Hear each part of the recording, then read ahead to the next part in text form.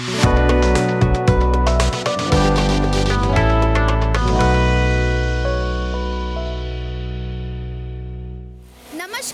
Maharashtra industries development institute के media उद्योग विश्व यूट्यूब चैनल में मैं स्नेहा कामले आप सभी का स्वागत करती हूँ। तो आज मैं आपको लेकर आई हूँ साई इंजीनियरिंग कंपनी में। यहाँ पर हम आपको दिखाने वाले हैं कि कोरुगेटेड बॉक्स कैसे बनाए जाते हैं ताकि आप अपना खुद का बिजनेस स्टार्ट कर सकते हो। तो आइए जानते हैं कि कोरुगेटेड बॉक्स मैन्युफैक्चरिंग प्रोसेस कैसी होती है और इस बिजनेस के लिए आपको कौन कौन से रॉ मटेरियल की ज़रूरत पड़ती है।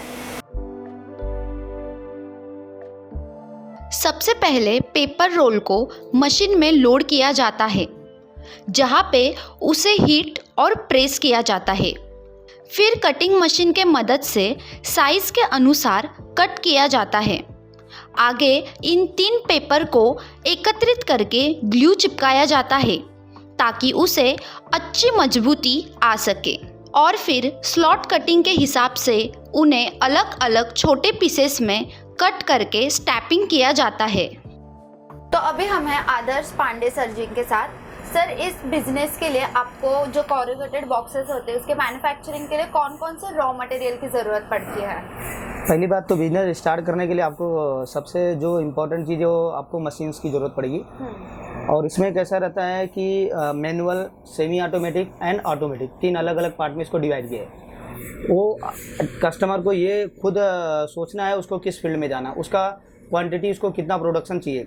अगर उसको स्टार्टअप है तो लोग उसमें मैनुअल से भी स्टार्टअप करते हैं। अगर उसको 25 टन 25 टू 50 टन में काम करना है स्मॉल स्केल में तो मैनुअल प्लांट लगाता है। अगर उनके पास अच्छा क्लाइंट है, अच्छे काम है तो वो सेमी ऑटोमेटिक प्लांट में कर सकते हैं, जिसमें वो आराम से 100 से 150 टन 200 टन का काम कर सकते हैं। अगर उनको उससे ऊपर जाना है, मतलब जैसा कि बड़ा काम करना है 1000 टन 500 टन, तो फिर उनको फुल्ली ऑटोमेटिक प्लांट में जाना है। तो बट बेसिकली 95% मार्केट जो है आज के टाइम में वो मैनुअल टू सेमी ऑटोमेटिक ही है। क्योंकि क्या हो जाता है, हर एक आदमी के पास इतना बड़ा काम नहीं है किसी के पास। तो जो लोग स्टार्टअप में जाते हैं, स्टार्टअप करना रहता है, वो ज़्यादातर मैनुअल और सेमी ऑटोमेटिक प्लांट में जाते हैं। तो पहली रिक्वायरमेंट तो उनकी होती है मशीन्स। तो इसमें 5 to 6 स्टार्टअप मशीन लगती है। जैसा कि जो पहले हम लोग रॉ मटेरियल आता है तो पहले जो मशीन्स लगती है वो कोरुगेशन मशीन होती है, जो इस फील्ड की सबसे इम्पोर्टेंट मशीन है। कोरुगेशन बॉक्सेस में सबसे पहला मशीन आता है कोरुगेशन मशीन। कोरुगेशन मशीन आने के बाद उसी के सामने कटिंग मशीन लगता है। इसके बाद आपको पेस्ट करके उसको बोर्ड बनाना पड़ता है। 3 प्लाई, 5 प्लाई, 7 प्लाई, जैसा भी सामने वाले का रिक्वायरमेंट रहेगा आपको बोर्ड बनाना पड़ता है। इसके बाद आपको एक मशीन आती है कटिंग एंड क्रीजिंग, जो आपके बोर्ड को कटिंग और बेंडिंग करेगी। देन आफ्टर आपके पास आता है एक स्लॉटिंग मशीन बोलते हैं, जो फ्लैप कटिंग करता है बॉक्स का। देन इसके बाद आपका स्टेपल मशीन होता है, मीन्स स्क्वायर बॉक्स बनाने के लिए ये आपको 5 to 6 ऑपरेशन बाय वन करना पड़ता है। इसमें अगर कोई प्रिंटेड बॉक्स बनाता है जैसा सिंगल कलर या डबल कलर, तो मैनुअल प्लांट में लोग क्या करते हैं, बेसिकली पेपर को कट कर लेते हैं। ऑलरेडी पेपर को कट करके उसके ऊपर प्रिंट निकालते हैं और जब बोर्ड बनाते हैं पेस्टिंग करने के टाइम में, तो वही प्रिंटेड पेपर उसको चिपका देते हैं, तो उनका एक प्रिंटेड बोर्ड बन जाता है। तो ये हो गया आपको मशीन्स की रिक्वायरमेंट जो इसमें लगने वाला है। सेकेंडरी इसमें आ जाता है आपका जो सबसे नेसेसरी है वो है पेपर से पूरा काम होने वाला है। तो रॉ मटेरियल में इसके बाद इंपॉर्टेंट पड़ता है पेपर के बाद आपको ग्लू, पेस्टिंग के लिए जो गम लगता है, और इसके बाद बॉक्स को स्टेपलिंग करने के लिए स्टेपल वायर बोलते हैं, जो पिनिंग करने के लिए। तो ये 3 आइटम आपको रेगुलर बेस पे लगने वाला है जितना भी आपको बॉक्स बनाना है। तो पेपर में भी अलग अलग साइजेस हैं, वो डिपेंड करता है आपका विड्थ के हिसाब से। 52 इंच का मशीन है तो किसी का अगर विड्थ कम है तो कम के हिसाब से मंगाएगा, ज़्यादा हिसाब से मंगाएगा, वो डिपेंड ऑन जो उसको रिक्वायरमेंट है उसी हिसाब से पेपर मंगाएगा।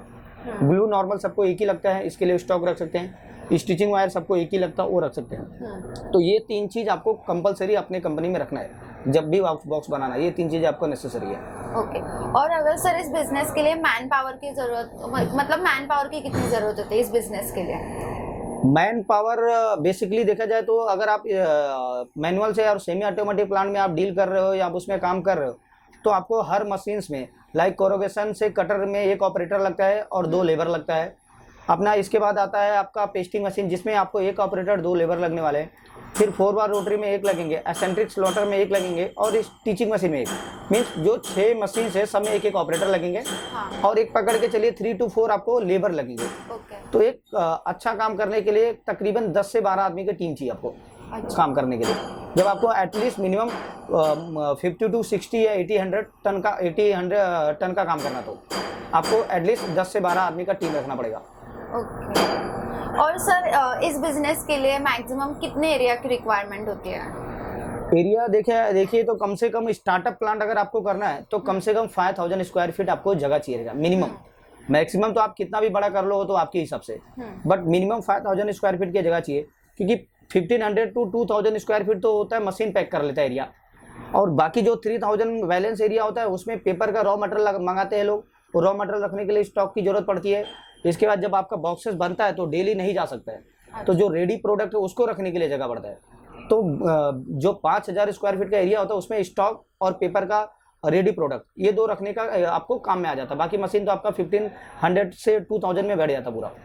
और इसके बाद आपके पास जगह तो आप 6000 करो, 7000 करो, 10000 करो, but at least minimum 5000 square feet आपको जगह लगता है। ओके। और सर अगर इलेक्ट्रिसिटी सप्लाई के बारे में बताया जाए तो कितना इलेक्ट्रिसिटी सप्लाई लगता है सर? ये सारी मशीन 3 फेज पावर में है, और इसको कम से कम 65 HP आपको 3 फेज पावर लगेगा। क्योंकि बेसिकली सारे मशीनों में तो 2 HP, 3 HP, 5 HP नॉर्मल लगता है, बट जो सबसे ज़्यादा पावर लेता है कोरोगेशन, उसके अंदर हीटर लगे होते हैं, तो खाली कोरोगेशन ही आपका एक 45 HP पावर कंज्यूम कर लेता है।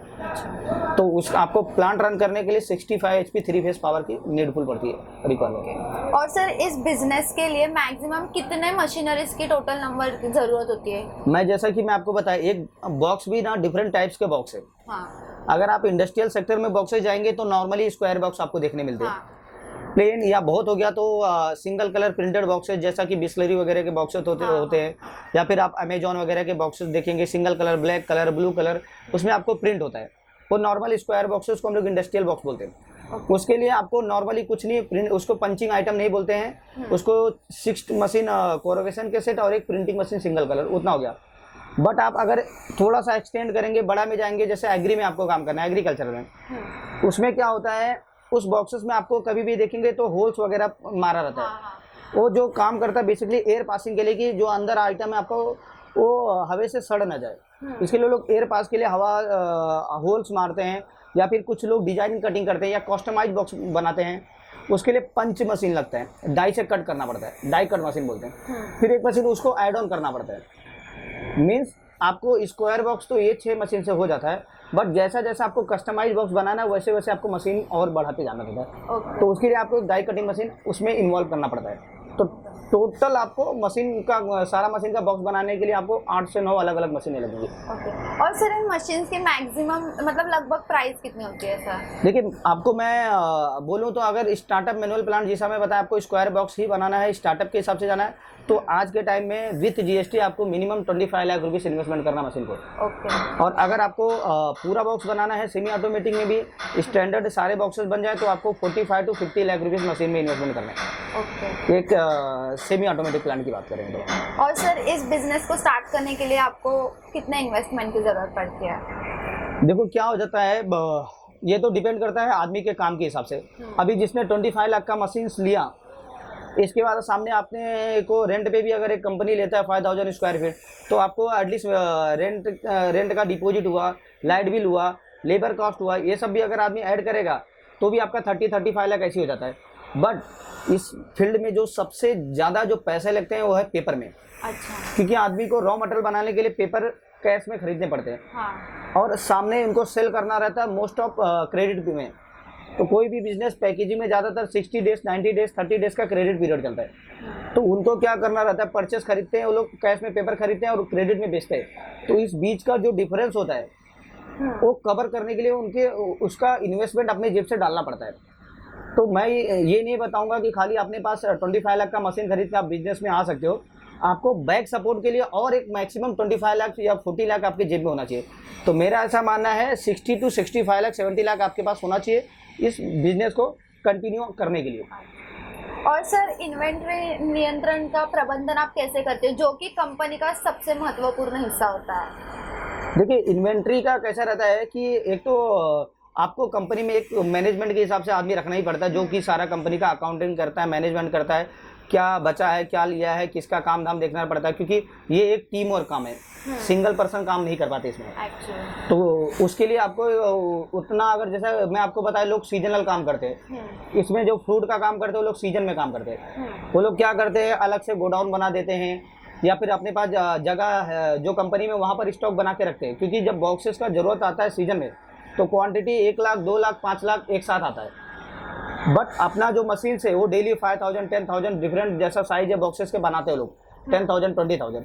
तो उसके लिए लोग क्या करते हैं, बड़े गोडाउन में स्टॉक बना के रखते हैं और बाद में जब उनके पास ऑर्डर आता तो एक साथ वो लोग सारा अपना स्टॉक खाली करते रहते हैं। तो ये पूरा उनको मैनेजमेंट प्रोसेस सब कुछ सोच के प्लानिंग के हिसाब से करना पड़ता है। ओके, तो हमें आदर्श सर ने कोरुगेटेड बॉक्स मैन्युफैक्चरिंग कैसे की जाती है, उसके लिए कौन से कितनी इन्वेस्टमेंट की ज़रूरत है, एरिया रिक्वायरमेंट, इन सारी चीज़ों के बारे में जानकारी दी है।